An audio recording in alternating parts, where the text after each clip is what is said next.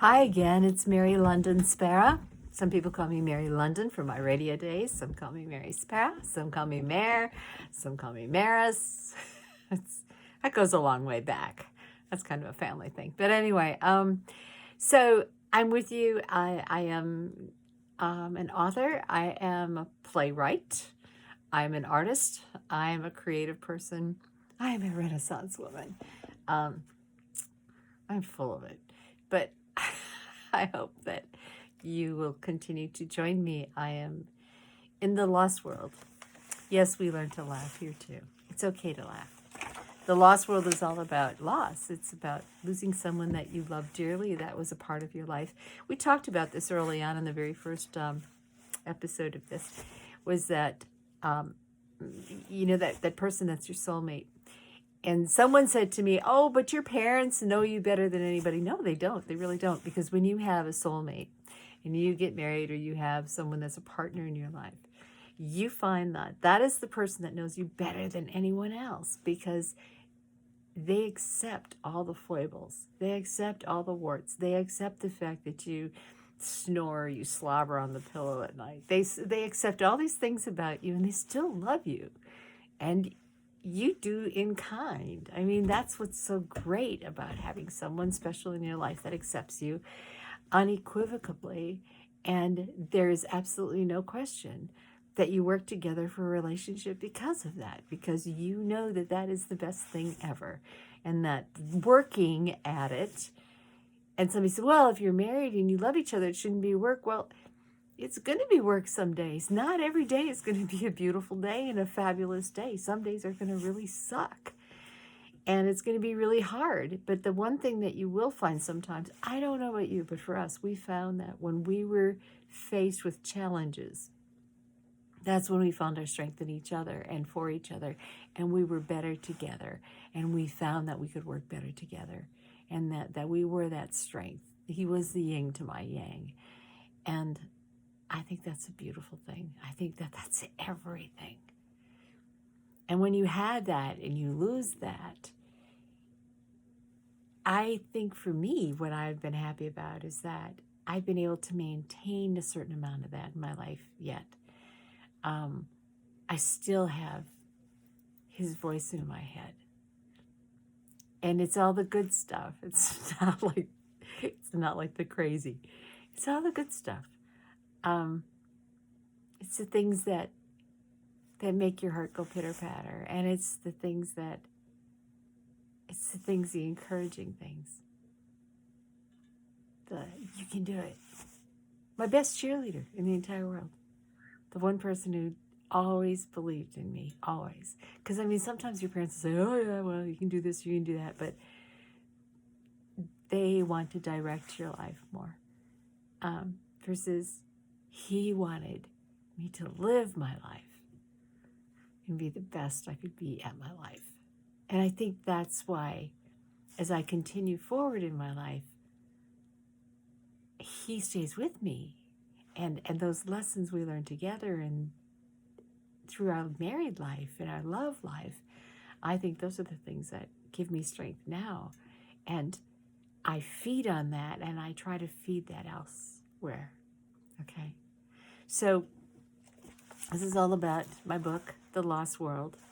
And sometimes it's also about my play, The Loss World Monologues. Someone said this was like a woman's guide to grief, like the Lost World or the vagina monologues are to women's sexuality. This is to grief. And I was highly, wow. I mean, really, wow. But the fact is that my words are real because they came from me at a time when I was grieving, and I continue to write to this day. I find a lot of good things I can write about. But I have to tell you, I don't care how many years out you are from your loss. I don't know if you're fresh from loss. I don't know if you're just supporting someone who's lost someone. Or I don't know if you're just preparing yourself for that eventuality. But I can tell you one thing, that years down the road, there will come a day when, after the loss has occurred, and you think, oh, okay, I'm doing fine. and all of a sudden a song hits the radio, or you have it on in your car, or there's a smell, because smells are really, really, really one of the most vivid ways of being able to do recall for memories. But there will be something, you'll see something along the line. You'll see a person and you'll go, because you swear to God, it's them, right? But it can't be. Although some people are so vibrant, you think they could walk in the door any day and it would be okay.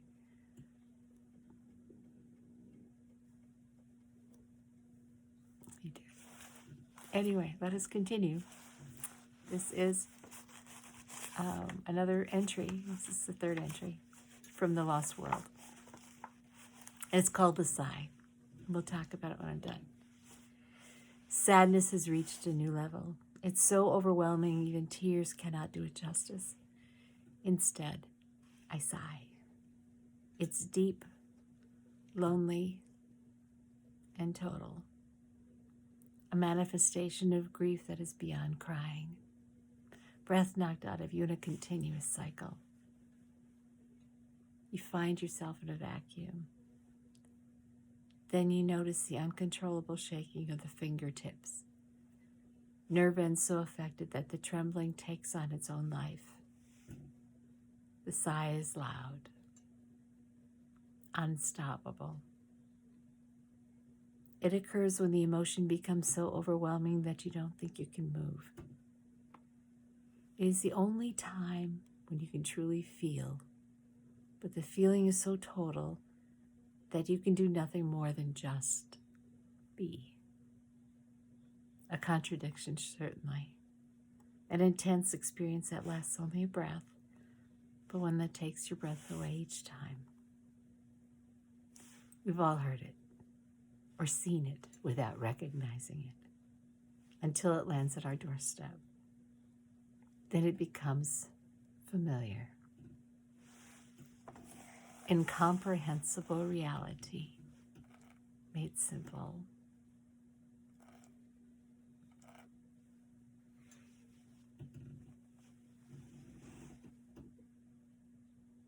There's a sound that occurred. That's where this came from. And when it was like, I felt like every time I tried to breathe after he died, his name was Michael, by the way. Michael Wayne. Yep. Oh, he was amazing. Anyway, but it was like the breath was knocked out of you and you heard it. It was this, and only deeper. I mean, it was,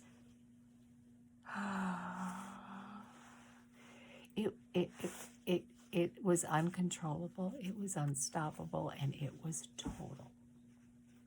And every once in a while, you get the breath knocked out of you again, and you can feel it. And it's total, and it's unstoppable.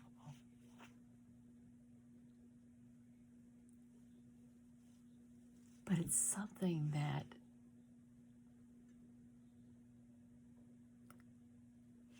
did you ever hear the phrase, they walked in the room and sucked all the air out of the room? It's kind of like that. I mean, it's like all the air has been sucked out of you. And I think that for me, it was trying to decide whether I could move. Does that make sense to you? It was the inability to comprehend anything other than the fact that you were incredibly sad. And yeah, there is no word in the English language, maybe there is in another language that I don't know, but there's no word in the English language to me that can say grief or sadness to the degree that you feel it. Because the totality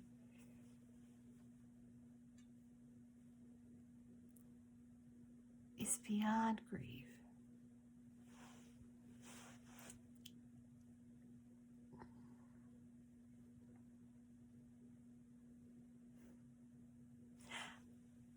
I hope that today you will find one thing to brighten your day. We talked about, how smell stuff brings back memories. I think that in songs, I think what you do is take something that brings back a memory, that's a good memory, and talk about it. Talk about it to that person you love who's gone, or talk about it to someone else who knew that person that you love, or just look at it and find the joy in that sadness, so that with the sigh can also come a smile at the end of it. Then you had a forward motion today. And that's what I wish for you. Thank you for joining me at The Loss World. I'm Mary. I'll see you again soon.